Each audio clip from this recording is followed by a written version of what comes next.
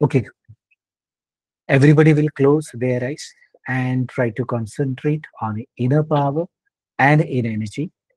We will pray in the holy feet of God to give us more power and more energy to get stability and development in our lives. For that, we are chanting Gayatri Mantra. The voice should come from bottom of your heart and mind should be full of peace. Gayatri Mantra. Om. Om.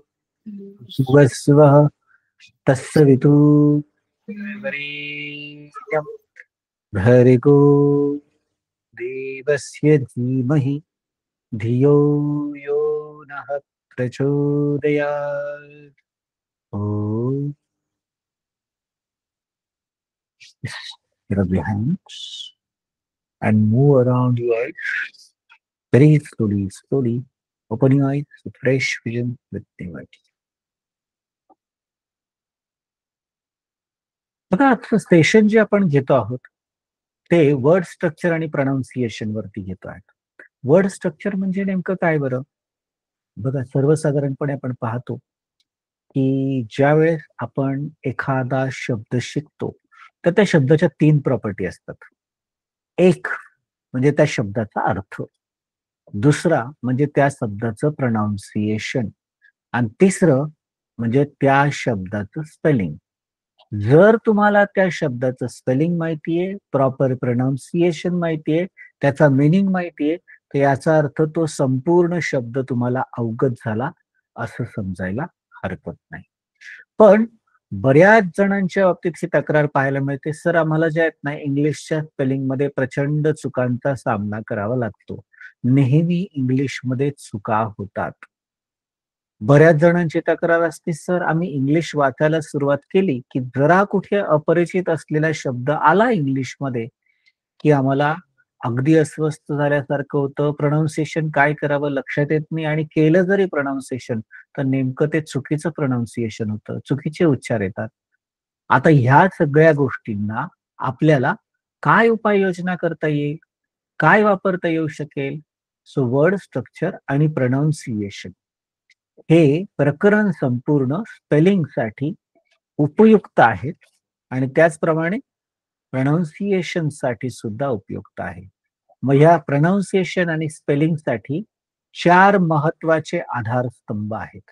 हे आधारस्तंभ जर तुम्हाला समजले, तर तुम्हाला spelling आणि प्रोनाउन्सिएशनची अजिबात गडबड दिसणार नाही. कोणते कोणते बरं हे? बघा, वॉवेल्स आहेत. म्हणजे काय? ए, ई, आय, ओ, यू आणि वाय, डब्ल्यू. मग तुम्ही म्हणाल सर ए, ई, आय, ओ, बरोबर इथपर्यंत ठीक आहे. वाय आणि डब्ल्यू. वाय हा सेमी वॉवेल समजला जातो म्हणजे अर्धा वॉवेल आहे 50% आणि डब्ल्यू हा हाफ सेमी वॉवेल्स आहे म्हणजे 25% आहेत. त्याच्यानंतर उरलेले सगळे कॉन्सनंट्स आहे.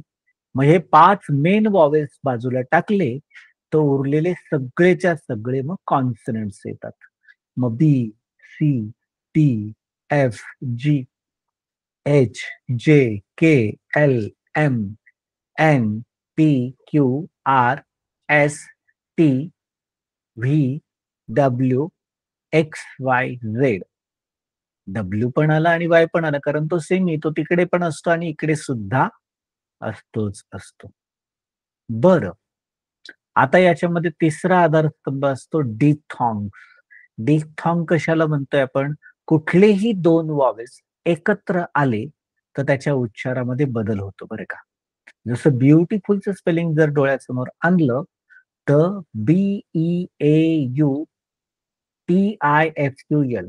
ऍक्च्युअली पाहायला गेलं तर जर एखादा बाराखडीचा सराव केलेल्या व्यक्तीने जर ते उच्चार वाचायला सुरुवात केली तर तो कसं असेल? बे आऊ टी फुल. पण ऍक्च्युली तिथे डिथॉंग्स आहे. 3 वॉवेल्स एकत्र आले ना त्याचा उच्चार यू सारखेच होत आहे. ब्युटिफुल. ब्युटिफुल या पद्धती. मग याला डिफथॉंग्स म्हणतात किंवा ऑटो, AUTO, ऑटो. आउटो नाही म्हणत आपण. मग दोन कुठलेही vowels A, E, A, O, A, U, A, Y किंवा AW, EEEAEO, EU, EY, EW ह्या पद्धतीचे त्याला डिफथॉंग्स म्हणतात. आणि सायलेंट लेटर कशाला म्हणायचं? तर सर्वसाधारणपणे जे लेटर तुम्हाला लिहिलेलं दिसतंय, प्रिंट केलेलं दिसतंय, लिखाण करताना त्याचा वापर करायचा आहे. पण जेव्हा केव्हा तुम्ही ते उच्चारायला सुरुवात कराल, तर त्याच्या ठिकाणी त्याचा वापर होणार नाही किंवा केला जाणार नाही. हे पक्क लक्षात राहू द्या. बरं, मग आता यामध्ये जर समजून घेण्याचा प्रयत्न केला, समजून पाहण्याचा प्रयत्न केला, तर सहजपणे आपल्याला लक्षात येईल की डब्ल्यू नंतर जर आर आला, तर डब्ल्यूचा कधीही उल्लेख केला जात नाही. Right, wrong, wrapper, wrestler. K नंतर यन आला, तर केचा कधीही उल्लेख केला जात नाही. नॉलेज, नी, नाईफ. त्याच पद्धतीने पी नंतर यस आला तर पीचा कधीही उल्लेख केला जात नाही. Pseudo, psyche, psychology. बघा आजचं सेशन हे अत्यंत काळजीपूर्वक ऐकण्याचं आणि समजून घेण्याचं आहे. आपापले कॅमेरा फक्त चेक करा, कारण जर कॅमेरा ऑफ असेल तर आपल्याला नाईलाजाने त्या व्यक्तीला सेशनच्या बाहेर काढावं लागतं. 4 जणांचा कॅमेरा ऑफ दिसतोय, त्यामुळे चौघांना मी काढून टाकतो इथून. ओके.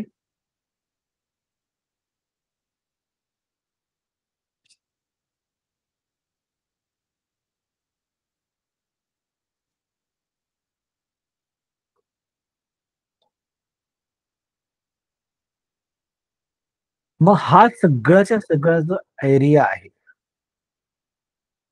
तो लक्षात घेण्याजोगा आहे आणि डिटेल समजून घेण्याजोगा आहे. बारकाईने समजून घ्या किंवा लक्ष केंद्रित करण्याचा प्रयत्न करा. बघा, ज्यावेळेस एखादा व्यक्ती तुम्हाला तोंडी काहीतरी इंग्लिश मधली वाक्य किंवा इंग्लिश मधली थिअरी सांगतोय आणि तुम्ही ती लिहून घेताय, तर बऱ्याच वेळा तुमच्या 2 प्रकारच्या अप्रोचची तयारी असते.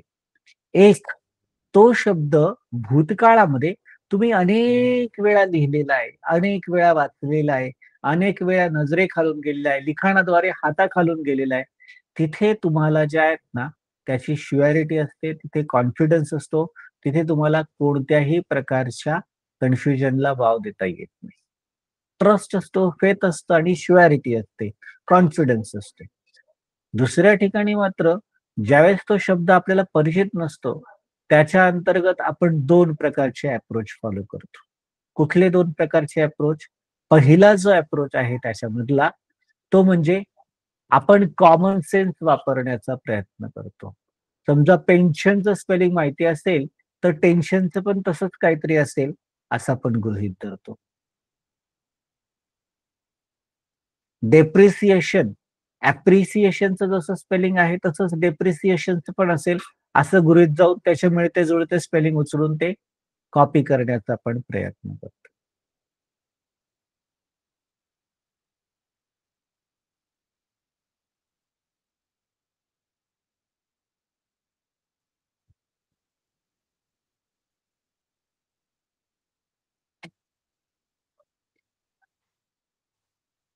सेम वे याच्यामध्ये जर पाहायला गेलं, तर जर समजा कॉमन सेन्सचा वापर नसेल, तर सरळ-सरळ बाराखडी स्टाईलने लिहून आपण मोकळं होऊन जातो. जसं रेडिओ एखाद्याला विचारलं त्याला स्पेलिंग नाही माहिती तो कसं करेल? REDTI YO radio. पण रेडिओचं स्पेलिंग हे थोडीच आहे. RADIO आहे ना. पण मग एखादा म्हणेल, "सर हे तर राडिओचं स्पेलिंग झालं." हो. किंवा सोपं घे ना उदाहरण. पेपरचं स्पेलिंग घेतलं आपण. PAPER. लिहिताना पापेर लिहिलं जातं, पण बोलताना पेपर म्हणजे ईची जागा ए ने उच्चार घेतलाय आणि ईच्या जागी ए ने उच्चार घेतलेला आहे.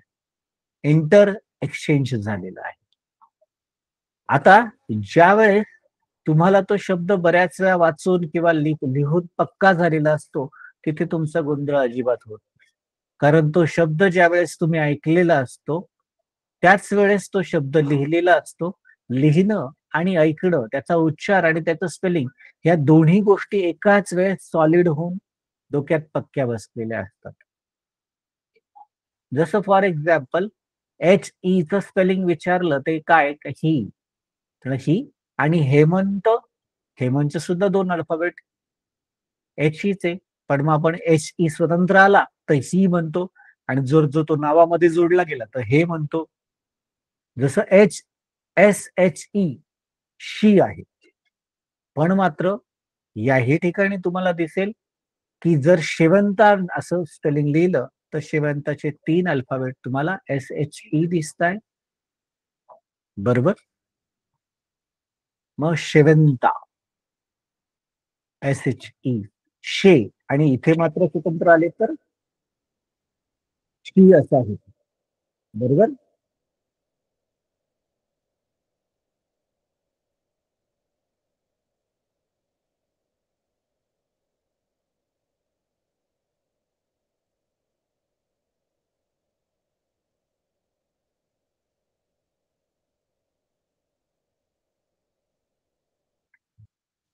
हा सगळ्याच्या सगळा भाग तिथे आपण जर समजून घेतला तर सोपं जाईल. मग ज्यावेळेस तुम्हाला पूर्णपणे खाते असते आणि तुम्ही लिहिलेला असतो त्यावेळेस बघा ते डोक्यात पक्क असतं आणि तुम्हाला कन्फ्युजनला कुठे स्कोप नसतो. पण ज्या वेळेस आपण कॉमन सेन्सचा वापर करण्याचा प्रयत्न करतो, इंग्लिश ही कॉमन सेन्सची भाषा नाहीये. जसं लिहिलं जातं तसं बोललं जात नाही आणि जसं बोललं जातं तसं कधीही लिहिलं जात नाही. तो गोंधळ होतो सातत्यानं. मग आता हा गोंधळ दूर करायचा असेल तर आपण बारकाईने जरा समजून घेऊया कुठं काय गोंधळ होतो आहे. आता जर आपण एखाद्या व्यक्तीला सांगितलं बाबा रे शॅम्पियन जो दारूचा सगळ्यात महागडा प्रकार समजला तो त्या शॅम्पियनचं स्पेलिंग काय आहे बरं? मग SHAMPION काय SHAWMPAN आहे? मग सगळ्या प्रकारचे स्पेलिंग लिहिले पण क्रॉस चेक केल्यानंतर लक्षात येतं याच्यापैकी एकही स्पेलिंग बरोबर नाहीये. बरं, मग कोणतं स्पेलिंग एक्झॅक्टली बरोबर आहे? यापैकी एकही नाही. मग चंपागणे हे स्पेलिंग बरोबर आहे. म्हणजे लिहिताना चंपागणे लिहायचं आणि बोलताना शॅम्पेन बोलायचं. बरं, त्याच पद्धतीने जर मी लेफ्टनंट हे स्पेलिंग लिहायला लावलं मुलांना तर त्यांनी अशा प्रकारचे प्रयोग केले बरं का. आता लेफ्टनंट मध्ये फ दिसतो आहे म्हणून मुलं काय करतात एक तर एफ लिहितात किंवा PH लिहितात. पण याच्यामधलं एकही स्पेलिंग बरोबर नाही. लेफ्टनंटचं स्पेलिंग जर पाहिलं तर त्याच्यामध्ये LIEUTENAT हे पाहायला लेफ्टनंट. मग LIE आता इथे लेफ्ट फ चा उच्चार जो आहे त्या IEU असा एकत्र आल्यानंतर होतोय. त्याचप्रमाणे मी जर कर्नल हे स्पेलिंग लिहायला लावलं तर कर्नलचं स्पेलिंग पाहिलं तर असं जे आहे तर त्याच्यामध्ये र चा उच्चार होतो. जसं कर्नल मध्ये जे आहेत ना आपण लेफ्टनंट मध्ये पाहिलं तिथे फ नव्हता स्पेलिंग मध्ये पण उच्चारामध्ये दिसत होता. आणि इथे कर्नल जर असं स्पेलिंग लिहिलं तर र उच्चारामध्ये दिसतंय कर्नल. पण कर्नलचं स्पेलिंग जर पाहिलं तर त्याच्यामध्ये कुठेही तुम्हाला आर दिसत नाही. कोलोनेल असं दिसतं आणि बोलताना मात्र कर्नल लिहिलं जातं. बरं, हे झालं स्पेलिंगच्या संदर्भात. आता उच्चाराच्या संदर्भात नॉर्मल एक 4 अक्षरी शब्द दिला, 4 अल्फाबेटचा शब्द दिला. MAGI या शब्दाचा उच्चार विचारला तर पोरांनी असं जे आहेत ना प्रयोग केले. माझी, मागी, मॅजी, मॅगी, मगी, मजी, मेजी, मॅगी, मगाई किंवा मगाई. पण MAGI याचा प्रॉपर प्रोनाउन्सिएशनचा भाग कॉमन सेन्सने उचलता येणार नाही. यापैकी एकही स्पेलिंग बरोबर उच्चार केला जात नाहीये. स्पेलिंगचं जे आहेत ना त्याच्याप्रमाणे याचा उच्चार होईल मजाय किंवा मजाई. आता बऱ्याच जणांचं म्हणणं असतं, "सर इथेच तर गडबड होते ना. स्पेलिंग काहीतरी वेगळं असतं, प्रोनाउन्सिएशन काहीतरी वेगळं असतं. यांचा आपसात अजिबात दोघांचा घटस्फोटच झालेला आहे." आणि त्यामुळे सर्वसाधारण माणसाला इंग्लिश फार अवघड वाटायला लागतं. पण डोंट वरी. आपण त्या अवघडपणाला सोपं करण्याचा प्रयत्न करू. आता याच्यामध्ये वॉवेल्स आणि कॉन्सनंट ए पासून झेड पर्यंत 26 अल्फाबेट आहेत. बरोबर? या 26 अल्फाबेटचे 2 प्रकार पडतात. एक आहे वॉवेल्स, दुसरा आहे कॉन्सनंट. मग वॉवेल्स म्हटल्यानंतर A, E, I, O, U. A, E, I, O, U हे झाले वॉवेल्स.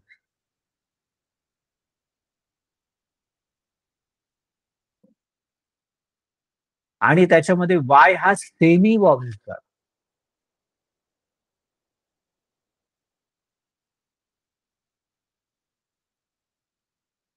मग तो तिकडे दिसतोय, इकडे दिसतोय. बी, सी, डी. आता तुम्ही म्हणाल, "सर हे तर माहिती आहे आम्हाला." हो, पण तुम्हाला एक गोष्ट माहिती नसेल.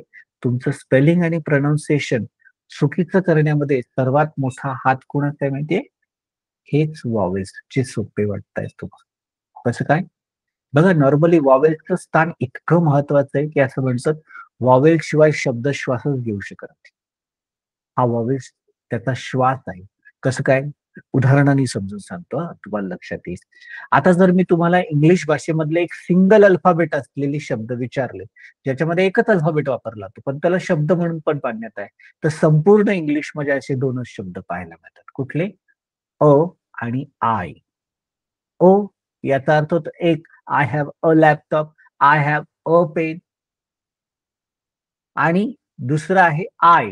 I am making you to learn English language. I will make you to speak English language very fluently. I am your coach. I am your professor. I am your trainer. I. आता या ठिकाणी जर आपण पाहिलं, अभ्यास केला, समजून घेण्याचा प्रयत्न केला, तर एक गोष्ट सहज आणि स्वाभाविकपणे तुमच्या लक्षात येईल, की इथे हे एकच अल्फाबेट असलेले 2च शब्द आहे. बरं, आता याच्यामध्ये 2-2 अल्फाबेटवाले शब्द जर घेतले, जसं no, by, at, to, he, it, is, on, we आणि अप. 3 अल्फाबेटवाले शब्द घेतले, you, she, cat, own, get, can, pen, net, not, mat किंवा 4 अल्फाबेटवाले शब्द घेतले, them, game, show, name, word, wheat, kite, wise, take, they किंबहुना 5 अक्षरी शब्द घेतले, there, vowel, where, photo, table, taken, chair, crime, those, these किंवा म्हणा 6 अक्षराचे शब्द घेतले, Sunday, attack, wicket, Friday, bowler, career, friend, puzzle, centre, month किंबहुना जर 7 अक्षरांचे शब्द घेतले, English, thought, network, classic, college, success, surname, present, subject, school इत्यादी किंवा 8 अल्फाबेटवाले शब्द जरी घेतले, position, passbook, computer, illusion, positive, consumer, function, politics, homework, animation इत्यादी.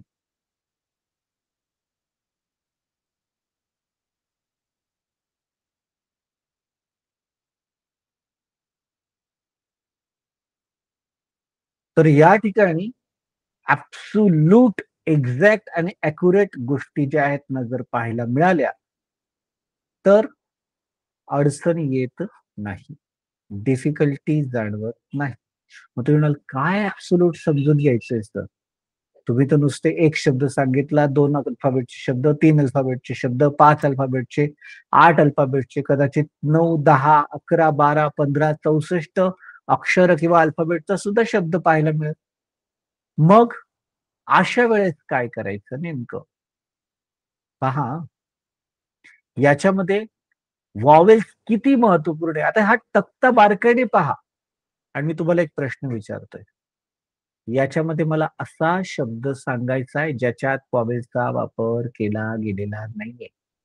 ए, ई, आय, ओ, यू किंवा वाय सुद्धा वापरला गेलेला नाही. Do you have any such kind of words available in this list? Forget about this list. Do you know any word in English language without using vowels? English ज्या भाषेची सुरुवातच मुळात वॉवेल्सने झालेली आहे, ई, तिथे गोंधळ होण्याची प्रचंड मोठी शक्यता किंवा संभाव्यता नाकारता येत नाही. मग तुम्ही इथेच पाहिलं अगदी सिंगल सिंगल अल्फाबेट वाले शब्द पाहिले ना, तर त्याच्यामध्ये सुद्धा ए आणि आय दोन्ही वॉवेल्सच आहे की, बरोबर. त्याचप्रमाणे नो मध्ये ओ वॉवेल्स आला, बाय मध्ये वाय वॉवेल्स आला, सेमी वॉवेल्स आहे. ऍट मध्ये ए आला, टू मध्ये ओ आला, ही मध्ये ई आला, आय मध्ये इट आला, इज मध्ये आय आला, ऑन मध्ये ओ आला. आता जर मी तुम्हाला सांगितलं याच्यामध्ये मी वॉवेल्सला मी रेड मध्ये कन्वर्ट करतो आणि अंडरलाईन करतो, तर बघा बापरे सगळे शब्द आले की. इंग्लिशमध्ये असा एकही शब्द अधिकृतरित्या पाहायला मिळत नाही की ज्याच्यात वॉवेल्सचा वापर होत नाही. म्हणजे प्रत्येक ठिकाणी वॉवेल्सचा वापर होतो होतो आणि होतो. तुम्ही म्हणाल सर याच्याने सिद्ध काय होतं? सांगतो हा. बघा, वॉवेल्स हा त्याचा श्वास आणि वॉवेल्सची वैशिष्ट्य काय माहिती का? एकच वॉवेल्स पण वेगवेगळ्या उच्चाराने येतो, वेगवेगळं प्रोनाऊन्सिएशन घेऊन येतो. जसं अचं प्रोनाऊन्सिएशन पाहिलं तर ऍ पण होतो, आ पण होतो, अ होतो, ए होतो आणि दीर्घ ए सुद्धा होतो बरं का. बरं, मग याच्यामध्ये जर पाहिलं तर ऍ, आ, आ, ए आणि ए अशा प्रकारे तुम्हाला ते पाहायला मिळतंय.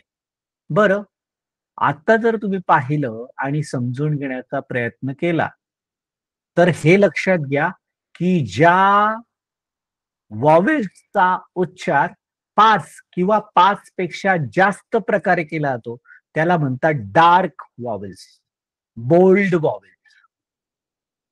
आणि ज्या अल्फाबेटचा किंवा वॉवेल्सचा आपण म्हणूया उच्चार हा 4 किंवा 4 पेक्षा कमी पाहायला मिळतो, त्याला फेड वॉवेल्स किंवा फेंट वॉवेल्स म्हणतात. आपण डार्क आणि फेड हे 2 शब्द लक्षात ठेवूया. आता हा ए काय आहे? डार्क वॉवेल्स आहे. कारण याचे 5 वेगवेगळे उच्चार होतात. जसं फॉर एक्झाम्पल इथे पाहिलं कॅट, मॅन, ॲ असा उच्चारला. ॲ, ॲ, ॲ. आणि त्याच पद्धतीने पुढचं पाहिला खाळ, जाळ, बाळ, आ, आ, आ असा उच्चार झाला. त्याचा तिसरा उच्चार आ असा पण होतो. ए आलेला आहे पण आ उच्चार all, war, wall, ball, call, tall, आ, आ, आ. सेम वे ए असा सुद्धा उच्चार होतो. जसा ई सारखा केक, फेस, नेम, बरोबर. त्याचप्रमाणे ए चा उच्चार थोडासा लांबला जातो, दीर्घ होतो.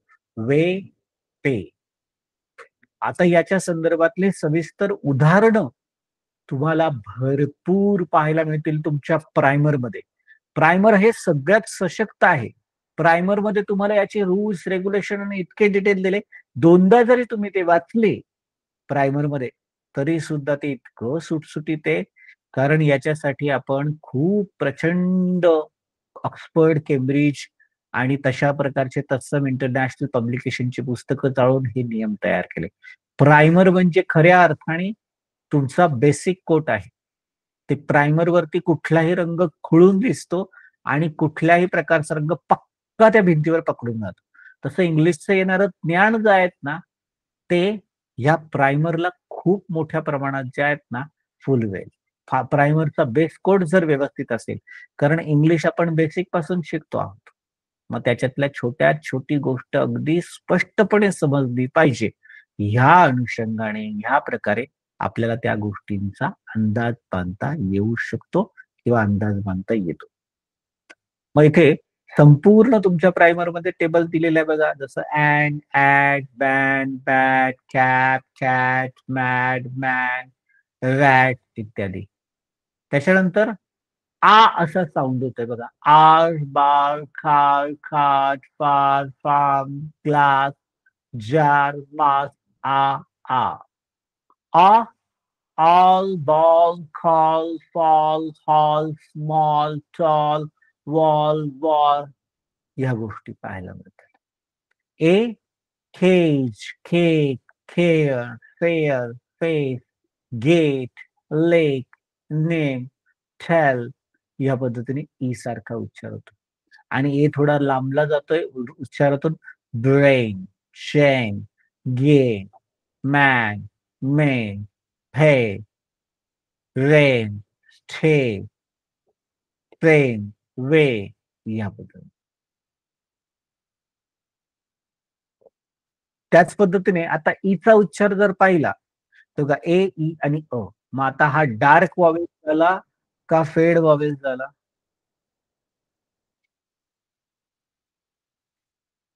फेड वॉवेल सर. हो, स्वाभाविक, कारण 3 पेक्षा कमी उच्चार आहे, 4 पेक्षा कमी उच्चार आहे. ए, ई, अ आणि एकात तर उच्चारच होत नाही. कसं काय ते पण चेक करा बरं का. आता ए असा उल्लेख होतोय. बेड, टेन, नॉर्मल बाराखडी स्टाईलने सुद्धा तुम्हाला वाचता येईल. त्याचप्रमाणे ई असा उल्लेख होतो आहे. वी, शी, इथे वे किंवा शे नाही उल्लेख होत. आणि अ असा उल्लेख होतो बघा. पेपर, आफ्टर, या पद्धतीने. आणि जर शब्दाचा शेवट हा ई ने झाला, शब्दाचा शेवट हा ई ने झाला आणि त्या ईच्या अगोदर कॉन्सनंट्स असेल तर त्या ईचा कधीही उच्चार केला जात नाही, जाणार नाही. नेम, गेम, काईट, लव्ह, खम, कुठे आपण नाईने, कोमे, कायटे असं नाही म्हणत. ईचा उल्लेख होत नाही किंवा उच्चार केला जात नाही.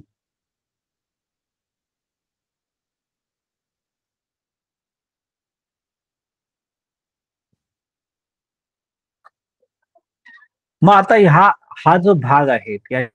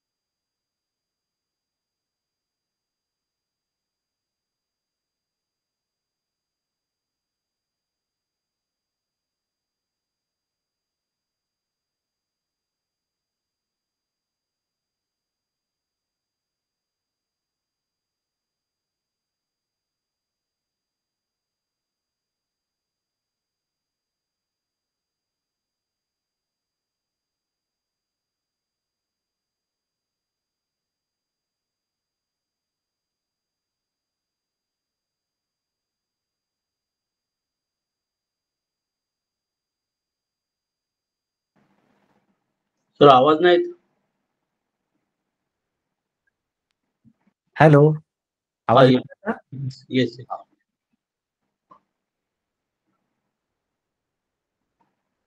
मग हा जो एरिया आहे, these are the very important, की तिथे कुठे काय विचारतं. हा पेड आला.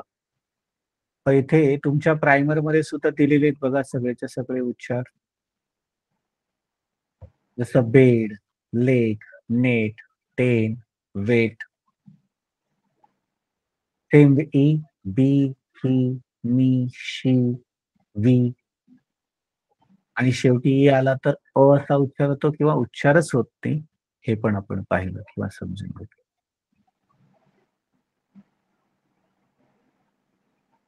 त्याचप्रमाणे आयचा उल्लेख सुद्धा जर पाहिला तर बघा हा फेड आला परत. का बरं? ई, आई, आय किंवा अ असा त्याचा वापर होताना दिसतो किंवा केला जाताना आढळतो. मग इथे बिग, इंक असे 2 भाग येतात. त्याच्यानंतर आई, लाईफ, आईस अशा पद्धतीने. आय, आय, फाय किंवा असा वापर होतोय फर्स्ट फॉर्म. याच्या प्रायमर मध्ये तुम्हाला उल्लेख दिलेला पाहायला मिळतोय किंवा अभ्यासता येतो आहे तुम्हाला.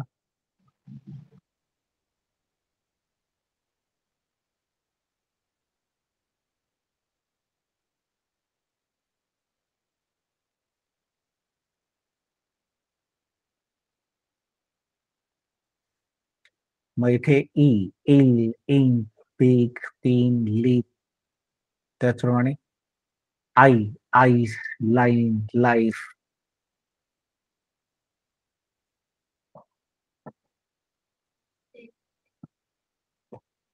त्यानंतर आय, फाय, वाय, हाय, माय इत्यादी गोष्टी तुम्हाला तिथे दिसतात किंवा जाणवतात.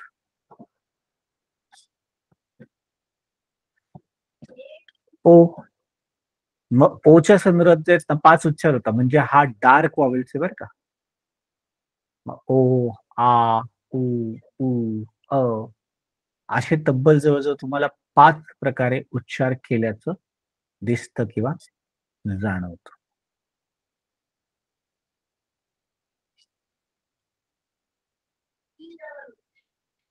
येस, कोणाला काही शंका आहे? योगेश सर. सर प्रिव्हियस याचा क्वेश्चन आहे माझा. ईचा पण उच्चार ए सारखा होतोय आणि ए चा पण उच्चार ए सारखा होतोय. मराठी अक्षर मध्ये ए सारखा होतोय. मग आता आपण एक एक्झाम्पल घेऊ. केक नाव आहे आणि इकडे बेड नाव आहे. ओके, ई केव्हा आणि ए केव्हा वापरायचं? हा, आता याच्यामध्ये काय होतं माहितीये का, जर त्या ठिकाणी तुम्हाला जर 4 अल्फाबेट आहे, 4 अल्फाबेट मध्ये तुम्हाला त्या पहिल्या कॉन्सनंट्स नंतर जर वॉवेल्स वापरला गेला ए आणि शेवट त्याचा ई ने होतोय, तर तो ए कधीही ई सारखाच उच्चार होतो. बघा तुम्ही कुठलंही स्पेलिंग काढा जे 4 अल्फाबेट वाला आहे आणि 2 नंबरला ए आहे आणि 4 नंबरला ई आहे, तर हा ए नेहमी ई असाच उच्चार केला जातो. आणि बाकी जिथे ई येतोय तिथे तर नॉर्मल तुम्हाला तर माहितीच आहे ना, बेड, पेन, नेट, नेक्स्ट वापरलं जातं. थँक्यू. हा, आता याच्यामध्ये जर डार्क वॉवेल्स आहे तो जर पाहिला तर ओ, आ, उ, उ आणि अ या पद्धतीने तुम्हाला उच्चार पाहायला मिळतात. जसं नो, सो, गोल्ड, ओ सारखा उच्चार आहे ना. आ, आता इथे गोड किंवा डोग नाही म्हणत आपण, गॉड, डॉग. उ थोडासा छोटा उच्चार होतोय, गुड, दुःख. आणि उ थोडासा लांबणीवर उच्चार होतो का, हु, डू. अचा उच्चार पाहिला की तर लव, अ म्हणतोय, लोवे नाही म्हणत आपण, लव, कम या पद्धतीने उल्लेख होताना दिसतो किंवा केला जाताना आढळतो. आता ह्या केसमध्ये जर पाहिलं तुम्ही तर तुमच्या प्रायमरमध्ये असा प्रकारचा तक्ता विथ रूल्स रेग्युलेशन्स दिलेला आहे. Gold, home, so, joke, no. आ असा उल्लेख पाहिला तर god, ox, cock, dog, drop असा पाहायला मिळतो. त्याप्रमाणे उ पाहायला मिळतो, full, book, good, hook, look. आणि उ थोडा दीर्घ पाहायला मिळतो, डू, टू, हू, रूम, फुल.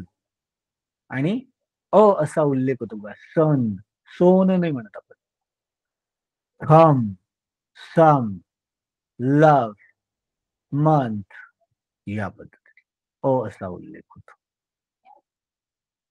मग इथे योगेश सर मगाशी जो विषय केला तसं 4 अल्फाबेट असलेल्या गोष्टी असतील आणि ज्याच्यामध्ये 2 नंबरला ओ असेल आणि शेवटी ई असेल ना, तर त्या ओचा उल्लेख सुद्धा अ असाच होतो.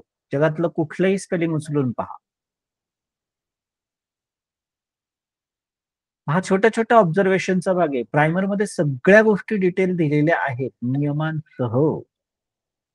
आणि तुम्हाला जे आता सांगतोय मी त्याचं व्हिडिओ रेकॉर्डिंग पण ताबडतोब पाहणार आहे. आजच्या याचं मात्र 8 तास पूर्ण 2दा व्हिडिओ पहा बरं का, जो रेकॉर्ड होतो आहे. त्याच्यात तडजोड नका करू. म्हणजे मग योग्य प्रकारे तुम्हाला ते समजावून घेता येईल. मग यूच्या बाबतीत पण पाहिलं गेलं तर हा पण डार्क वॉवेल्स आहे बघा. अ, उ, युव, युव आणि आ. अ, बट, खप, उ, put, push, you, use, duty, you've, queue, shoe, आ, बाय, गाय, या पद्धतीने.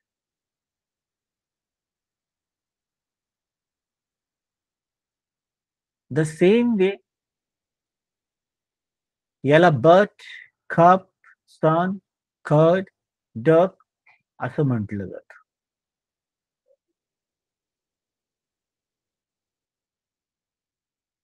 Put, full, push, bull, bush, उ असा उल्लेख होतो. You've, duty, unity, durable, use, cute, you've, queue, queue, shoe, jury, curie आणि यू नंतर जर वाय आला तर त्या यूचा उच्चार आ असा होतो.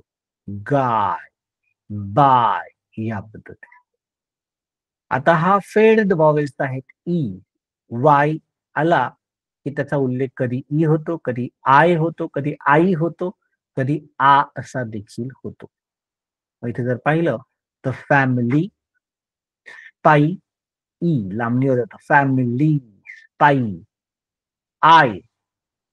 आता आय, ठाय, ठायरंट, ठाय, ठायरंट, आई, आई. इथे टाईप, डाईक, टाईप, डाईक. त्याचप्रमाणे आ, बाय, गाय. वायच्या पहिला तर मिथ, फॅमिली, पाई. त्यात I, thigh, typhoid, tyrant, eye, type, dike, tycoon. आता यू नंतर ज्यावेळेस वाय येतो तेव्हा यूचा उच्चार हा आ सारखा होतो. बाय, गाय या पद्धतीने. आता फेड वॉवेल्स किंवा डार्क वॉवेल्स अशा गोष्टी तुम्हाला पाहायला मिळतात का. फेड वॉवेल्स कशाला म्हटलं होतं. ई, आय आणि वाय हा फेड वॉवेल्स आहे. आणि डार्क वॉवेल्स कोणता आहे. ए, ओ आणि यू. ए, ओ आणि यू हे डार्क वॉवेल्स झाले. मग आता A, I, E, A, double E, O, U, O, Y, O, W हे सगळेचे सगळे संयुक्त स्वर झाले, ज्याला डिफथॉंग्स बनतात. संयुक्त स्वरांचं संयुक्तीकरण, diphthongs, a combination, a collaboration of two different kind of vowels. मग याचं उदाहरण जर पाहायचं झालं तर बघा, A, I, E, A, double E, O, U, O, Y, O, W हे डिफथॉंग्स आहे.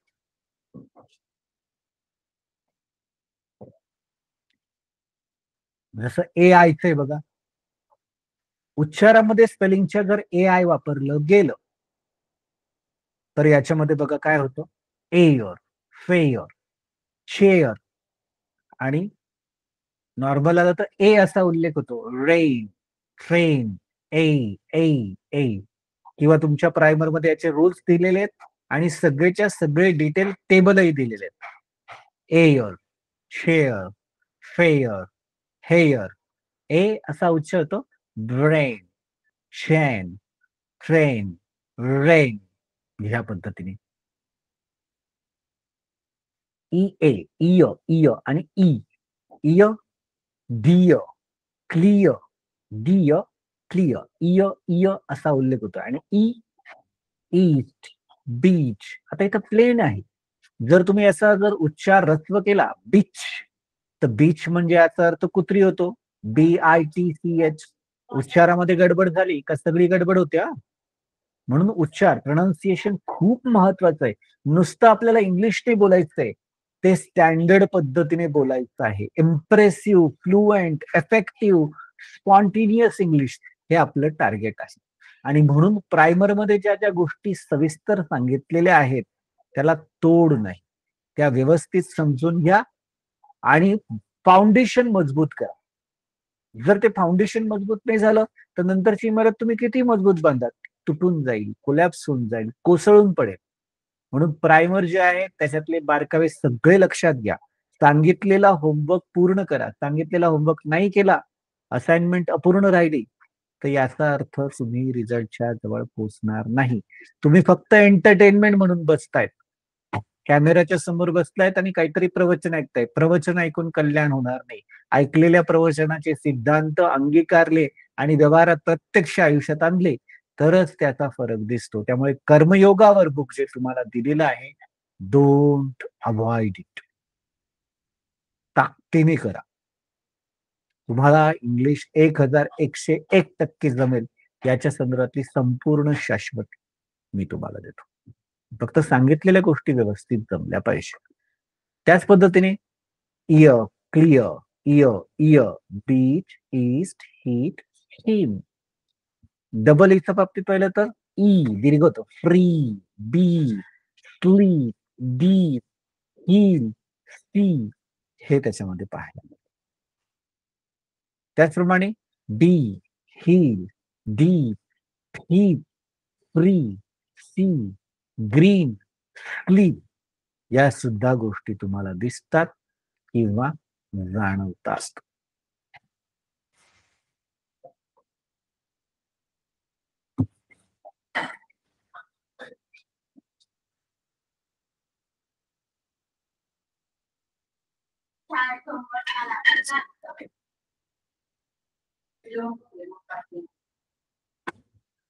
सेम वे ओ यूच्या बाबतीत जर पाहिलं तर आऊ, जसं माउथ, साऊंड, साऊथ, आव, आव, आव असं येतं.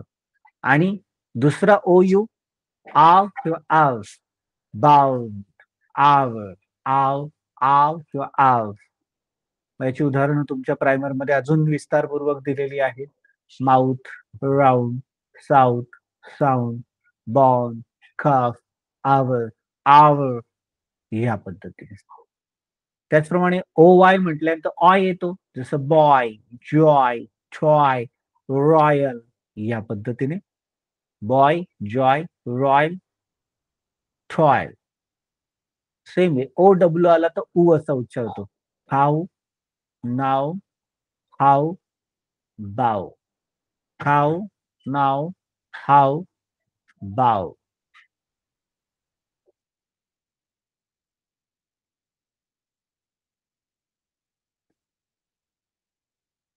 मग इथे छोट्या छोट्या वाटणाऱ्या या गोष्टी. हा योगेश सर बोला. सर एक वर्ड आहे, कफ नावाचा वर्ड आहे. तर कप मध्ये COUGH येतोय शेवटी. मग कपचा उच्चार करताना वेगळा उच्चार पाच होतो. पाच पाच मिनिटं पाच मिनिट अजून संपलं नाही ना आपलं लेक्चर. त्याचा मुद्दा यायचा आहे ना. ओके. इथं ओ डब्ल्यू जो आहे तो लक्षात घ्या. बरोबर. मग खाऊ, नाव, हाव, बाव अशा पद्धतीने करतो. त्याच्यानंतर इथे सगळे उच्चार दिले, औ औ. सेम वे आता याच्यामध्ये कॉन्सनंट्स जो आहे त्याच्याबद्दलचं व्हेरिएशन पाहिलं तर सी दोन प्रकारे तुम्हाला पाहायला मिळतो. एक तर स आणि क. प्रश्न उभा राहतो, सर सी चा उच्चार क केव्हा करायचा आणि सी चा उच्चार स केव्हा करायचा?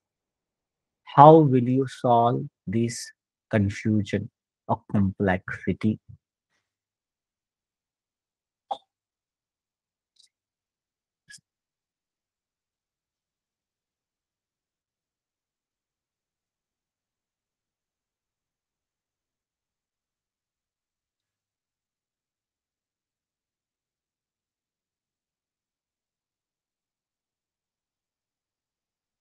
जसं सीचा क असा उल्लेख होतो, कॅट, क्रिकेट, क. आणि दुसरीकडे होतं स, सेलफोन, सायकल, सिलेंडर, सर्कल. तसं जीचं सुद्धा जे आहेत ना, ग आणि ज असं दोन प्रकारे उच्चार होतो. जसं गेम, गन, ज असा जेम्स, जनरल. त्याच्यानंतर एस, स किंवा श असा उल्लेख होतोय. स किंवा श. मग इथे सॅड, सम, सॅड किंवा सम. सेम वे श, शुगर, शुअर, शुगर, शुअर. नाव आता इथे फेड व्हॉवेल्स आणि डार्क व्हॉवेल्सचा उपयोग तुम्हाला सगळ्यात प्रकर्षाने जाणवेल बरं का. सगळं व्यवस्थित दिसेल. आता सी नंतर जर डार्क व्हॉवेल्स आले ना, डार्क व्हॉवेल्स 3 आहे बरं का. ए, ओ, यू. हे झालं तर त्याचा क असा उल्लेख होतो. कॅन्टीन, हॉपर, खटर, खॉट, क्रिकेट, कॉफी, कप. आणि सी नंतर जर फेड व्हॉवेल्स आले ई, आय, वाय, तर त्याचा उच्चार नेहमीच स होतो. Century, circus, cylinder. बघा, हे नेहमी लक्षात ठेवा. इथे गोंधळ होता कामा नाही.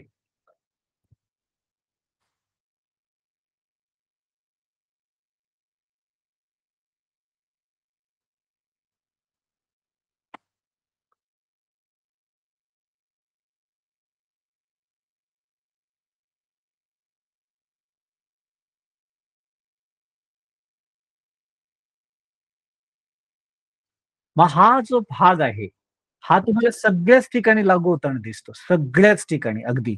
याला कोणताही अपवाद नाहीये. There is no exception at all. जगातलं कुठलंही उदाहरण घ्या शब्दांचं, तुम्हाला तिथे प्राधान्य हे दिसेल किंवा जाणवेल. त्याच पद्धतीने जर जीच्या नंतर डार्क व्हॉवेल्स आले, जीच्या नंतर डार्क व्हॉवेल्स आले, जसं ए, ओ, यू, तर धमी त्याचा उल्लेख ग असा करतात. Garage, golden, garden, glory. पण जीच्या नंतर जर फेड व्हॉवेल्स आले, तर त्याचा उच्चार मात्र ज असा केला जातो. जेंडर, जिंजर, जिम्नॅस्टिक्स या पद्धतीने. क्यू जो येतो, तो क्यू कधीही एकटा येत नाही. त्याच्याबरोबर यू येतो म्हणजे येतोच. जगातलं असं एकही स्पेलिंग तुम्हाला दिसणार नाही की क्यू त्याच्यामध्ये एकटा आलेला आहे. क्यू बरोबर यू हा येतो म्हणजे येतोच. येताना अगदी हमखास ठामपणे दिसतोच.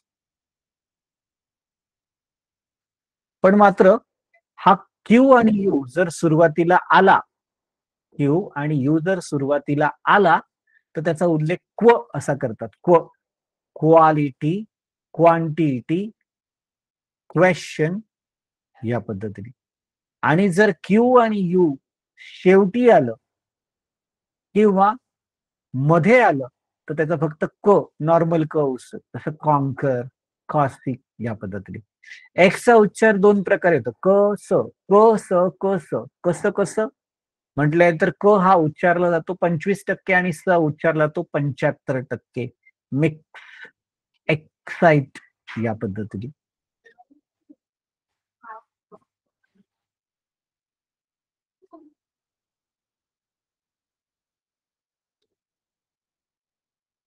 प्लीज लक्षात घ्या, जर कॅमेरा ऑफ झाला तर याच्यानंतर परत ती सेशन मध्ये नाही घेणार. कॅमेराकडे लक्ष द्या व्यवस्थित.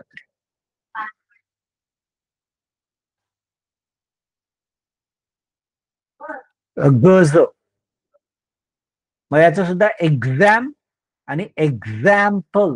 एक्झाम आणि एक्झाम्पल इथे सुद्धा तुम्हाला त्या गोष्टी दिसतात किंवा जाणवतात.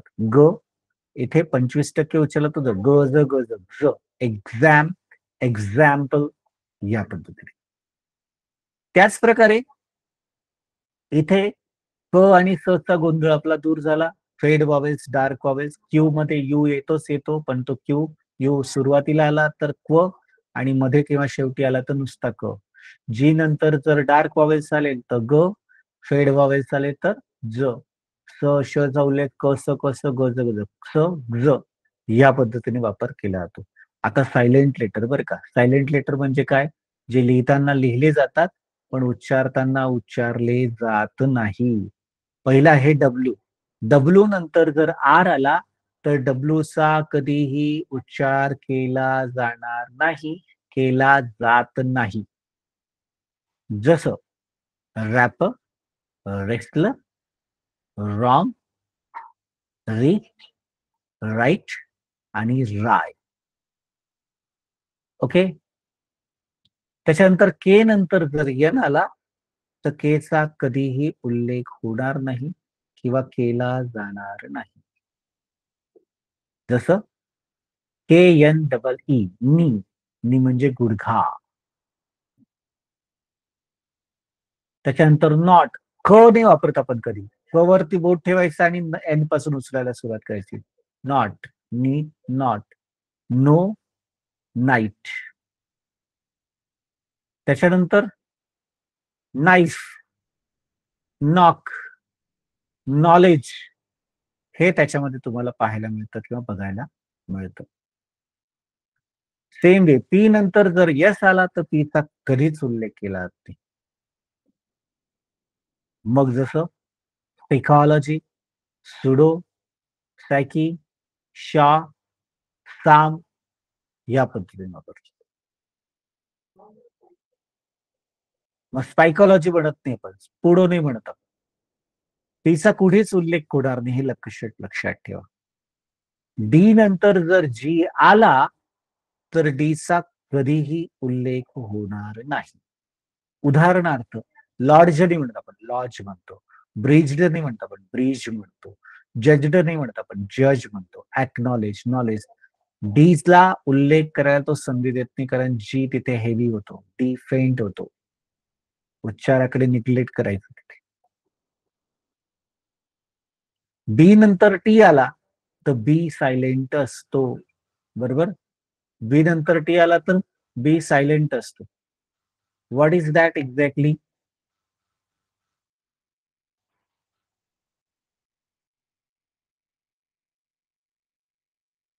मग इथे प्रॉपर एकदा योग्य पद्धतीने समजून घेतला तर it will remain easy for us. Debt, doubt, debt, doubt. Same way G नंतर जर एन आला तर जी चा उच्चार होत नाही. जसं साईन, साईग्न असं नाही म्हणत. डिझाईन, रिझाईन हे त्याचे उच्चार पाहायला मिळतात. सेम वे एच नंतर ओ आला तर शक्यतो एच चा उच्चार, पण याला खूप अपवाद आहे. काही सिलेक्टेड ठिकाणीच हा नियम फॉलो होतो बरं का. जसं ऑनर, ऑनेस्ट, आवर हे सांगता येईल. एम नंतर जर बी आला तर बी चा उल्लेख होणार नाही किंवा होत नाही. मग ते जर पाहिलं तर bomb, comb, thumb. Bomb, thumb, thumb असं नाही म्हटलं. बी मध्ये तो उच्चार होत नाही. एमच तिथे त्या उच्चाराला थांबून घेतो. बी कडे जाणीवपूर्वक उच्चार म्हणून दुर्लक्ष करायचं. एस नंतर जर सी आला तर सी चा कधीही उच्चार होणार नाही किंवा केला जाणार नाही. मग इथे जर पाहिलं तर सायन्स, सेक्टर, सीन, सेंट इत्यादी गोष्टी तुम्हाला पाहायला मिळतात किंवा बघायला मिळतात.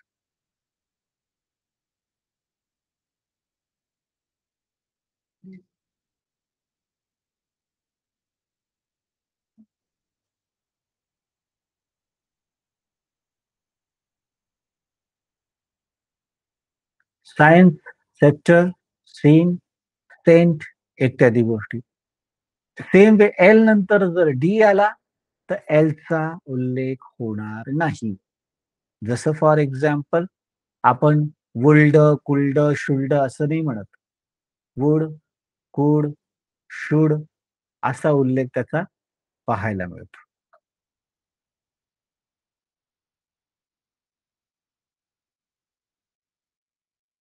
ओके, सेम वे जर एल नंतर एम आला तर एलचा उल्लेख केला जात नाही.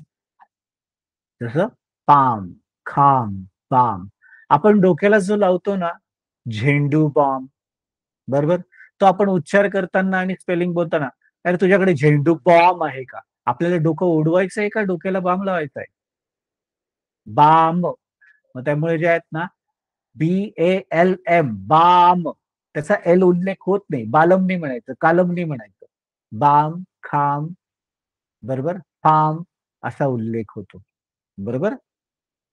एल नंतर एफ वापरला गेला तरी एलचा उल्लेख होणार नाही. हाफ, काफ, बिहाफ या पद्धतीने.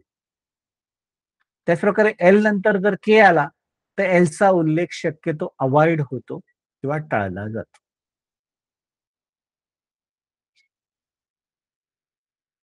मग तिथे पाहायला गेलं तर talk, walk, walk, talk, folk, walk असं नाही म्हटलं जात ना. Talk, walk, folk. एम नंतर जर एन आला तर त्या एनचा उच्चार होणार नाही किंवा केला जाणार नाही. मग इथे जर पाहिलं तर कॉलम, कॉलमन नाही म्हणत आपण. हिम, हिमन नाही म्हणत. डॅम, डॅमन नाही म्हणत आपण. बरोबर. आय नंतर जर GH आला तर त्या GH चा उल्लेख होत नाही किंवा होणार नाही. मग यामध्ये फाईट, ब्राईट, एस्पा, IE, GH चा कुठेच उल्लेख नाही ना. जी चा ग म्हणून ना एच चा ह म्हणून किंवा दोघी म्हणून घ. फाईट, ब्राईट, लाईट, एट हे असे शब्दप्रयोग तिथे सांगितले जातात किंवा पाहायला मिळतात. टी नंतर जर CH आला तर टीचा कधीही उल्लेख होत नाही.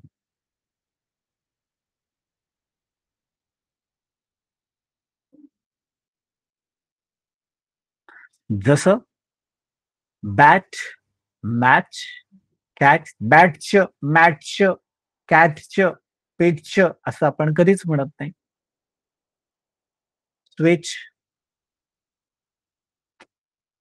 ओके, देन सेम वे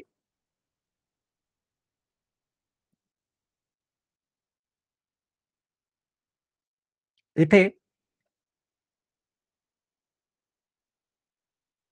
बीच, वॉच असे शब्द सुद्धा येईल. पॅच. त्याच प्रकारे आणखी एक महत्वाचा नियम लक्षात घ्या. इथे बरेच जण चुकी करतात. बघा, मॉर्निंग म्हणताना आपण बरेच जण काय करतो, गुड मॉर्निंग, गुड मॉर्निंग. नाही, उच्चार चुकतोय तुमचा. रचा उच्चार अजिबात करायचा नाही. र जर मध्ये आला आर किंवा आर जर शेवटी आला तर त्याचा उल्लेख करण्यात जाणार नाही. म्हणून र न वापरता डायरेक्ट म्हणा good morning, hello, good morning everyone, good morning, good morning. रचा उल्लेख नाही करा.